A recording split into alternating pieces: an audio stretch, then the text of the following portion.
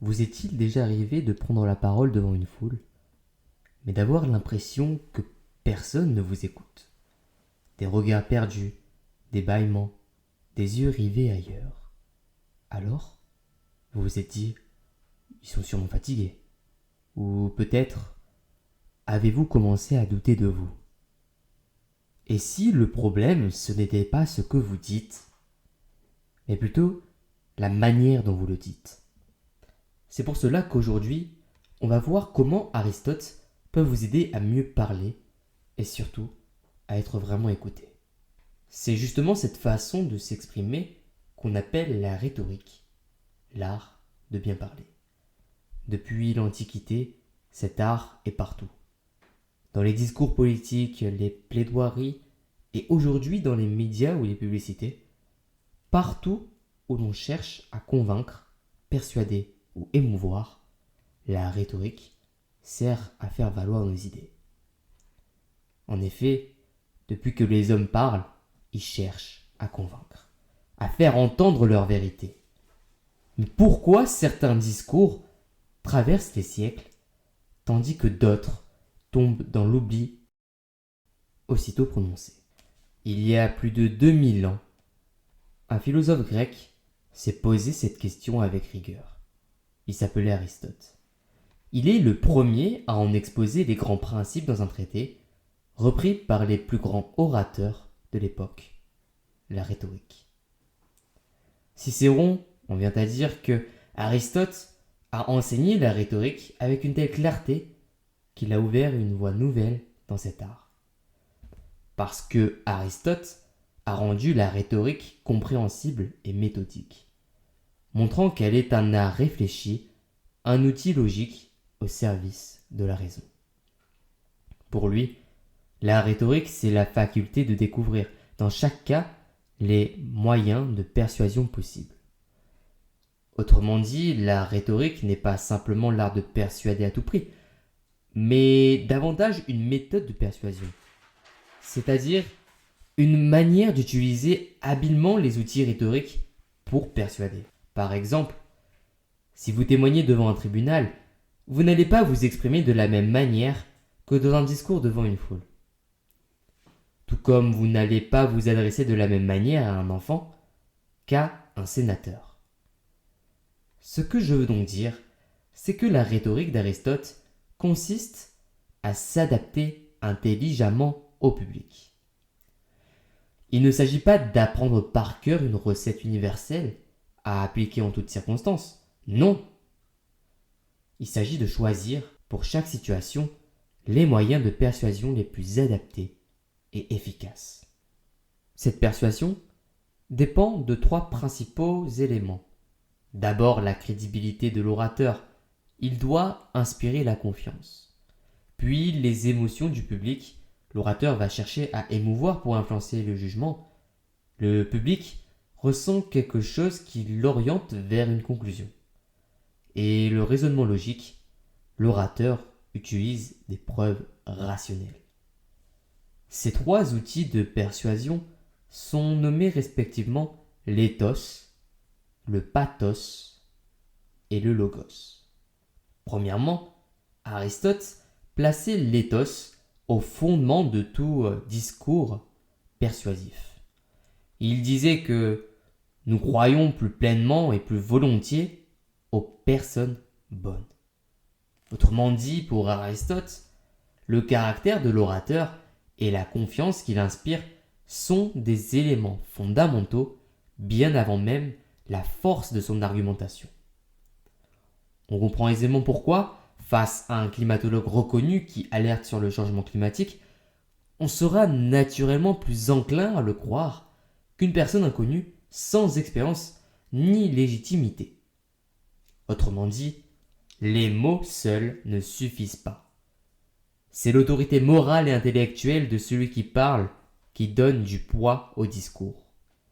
À discours égal, vous serez donc bien d'accord que le climatologue convaincra davantage parce que son ethos parle avant lui.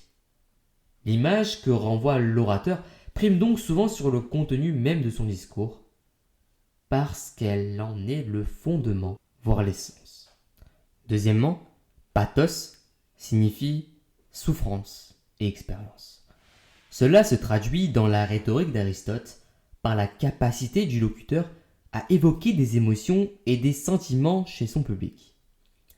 Le pathos est associé à l'émotion. Il appelle à sympathiser avec le public, à stimuler son imagination. Le pathos cherche donc à faire preuve d'empathie avec le public. Parce que l'être humain n'est pas seulement rationnel. Nos décisions sont très souvent influencées par notre affect. Nous réagissons à la peur dans les discours politiques, à la compassion dans les campagnes humanitaires, à la colère dans les dénonciations sociales, ou encore à la fierté, la nostalgie, l'espoir. Le pathos fait résonner le discours dans notre vécu. Il crée un lien émotionnel. Un discours sans pathos peut être juste, mais rester froid, tandis qu'un discours bien construit et émotionnellement chargé devient inoubliable.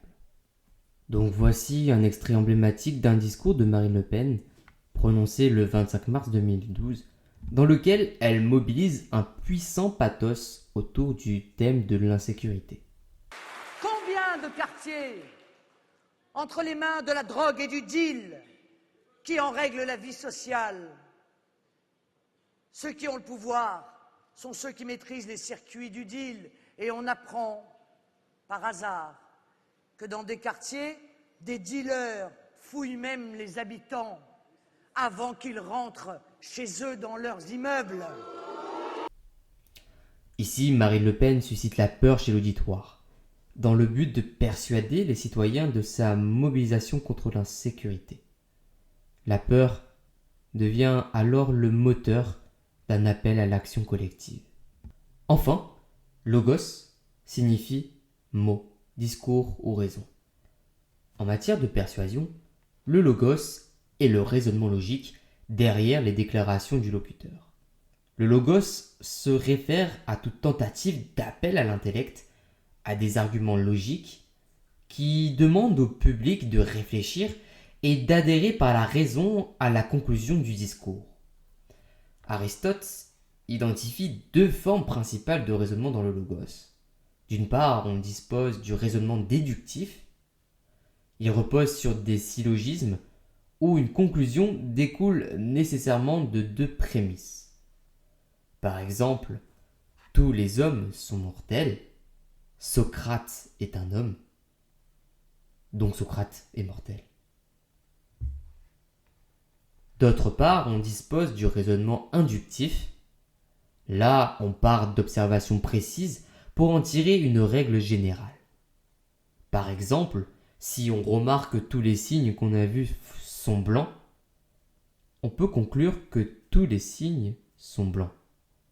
Donc c'est une forme particulière du syllogisme, c'est ce qu'on appelle l'antimème. C'est un raisonnement incomplet où une des idées reste sous-entendue.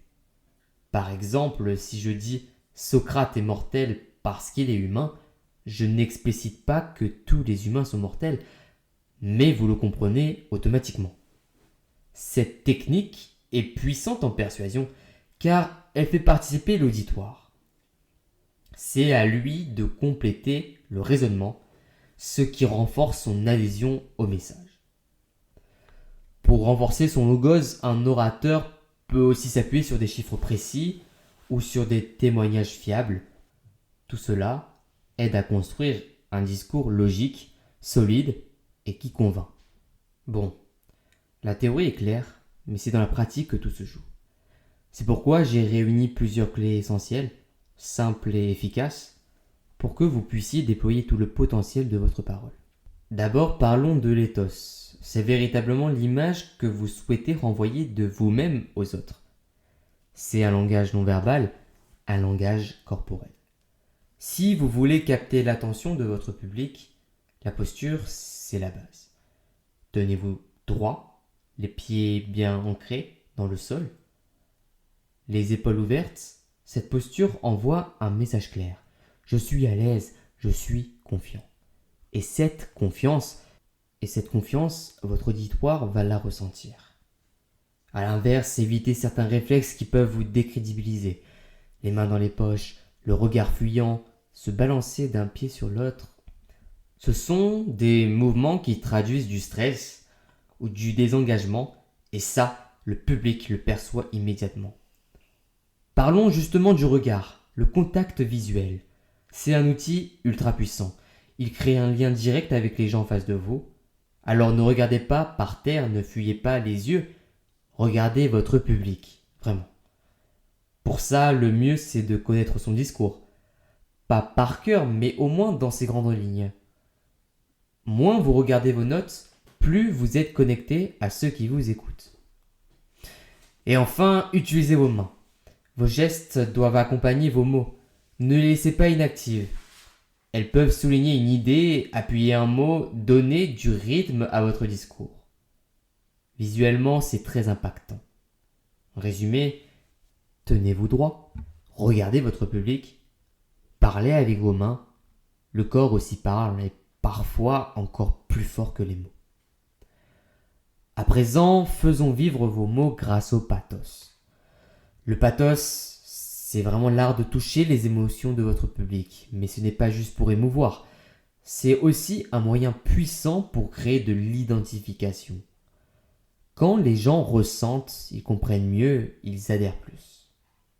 Et pour ça, votre voix est l'outil le plus précieux. Modulez-la, variez les intonations en fonction de ce que vous voulez transmettre. Un passage inspirant, parlez avec une voix forte, claire, pleine d'énergie.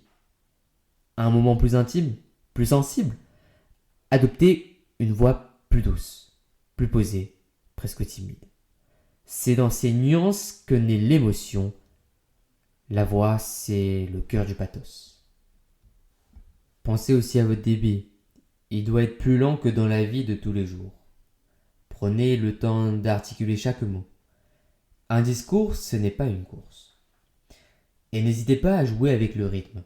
Un passage plus rapide pour créer de la tension, un moment plus lent pour laisser l'émotion s'installer. Bref, tous les coups sont permis. Et surtout, osez le silence. Faites des pauses. Quelques secondes sans rien dire, juste après une phrase forte ou un moment chargé d'émotion. Ces silences donnent du poids à vos mots. Ceci permet à votre public de ressentir, de digérer et d'être pleinement avec vous. Et enfin, le logos.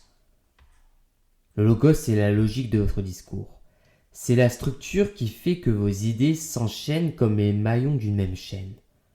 C'est ce qui donne du sens, de la clarté et de la force à vos arguments. Pour Aristote, il ne suffit pas d'avoir raison. Il faut le montrer avec rigueur. Cela commence par des prémices solides, difficiles à contester. Votre raisonnement doit être comme un chemin que l'auditoire suit sans se perdre. Introduction, développement, conclusion, chaque transition est un pont, chaque idée une étape. Utilisez des outils logiques simples et efficaces. Le syllogisme, l'induction, en partant d'observations concrètes pour en tirer une règle générale. Mais surtout, rendez votre pensée visible. Illustrez vos idées avec des exemples concrets, des études de cas, des témoignages, des chiffres, des sources fiables. Appuyez chaque affirmation sur une preuve et si la preuve est complexe, expliquez-la simplement. Faites des analogies, des comparaisons et évitez le jargon. Votre logique doit éclairer, pas exclure. Enfin, impliquez votre public dans le raisonnement. Posez une question rhétorique, laissez un bout de conclusion à deviner, car ce que l'on découvre par soi-même, on y croit plus fermement. Le logos n'est pas là pour imposer une vérité. Il permet à votre public d'entendre votre vérité. Mais cette rhétorique, bien que très utile, doit aussi posséder une valeur morale, doit servir la morale comme le dirait Aristote. Elle doit servir le bien commun et être pratiquée avec intégrité. Paulo Coelho vient à dire que de toutes les armes de destruction inventées par l'homme, la plus terrible et la plus puissante était la parole. Donc utilisée à mauvais escient, la rhétorique peut être détournée de sa fonction principale, celle d'orienter l'action collective vers ce qui est juste, utile et bénéfique à la société.